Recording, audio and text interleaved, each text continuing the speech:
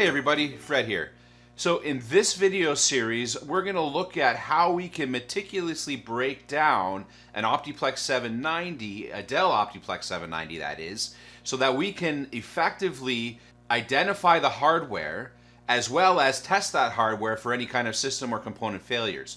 So this video series and this course and these labs are going to closely align itself with the CompTIA A+ certification track, specifically the first exam in that certification path. So I'm excited to get going, and in this first video what I want to do is basically introduce the Dell Optiplex 790, the different hardware specs that go into it, and if some of these things look foreign to you and you're not quite sure what they are and how they fit in the computer itself, don't worry, this course aims to fill in those gaps for you. So I'm excited to get going. Let's check out those specs.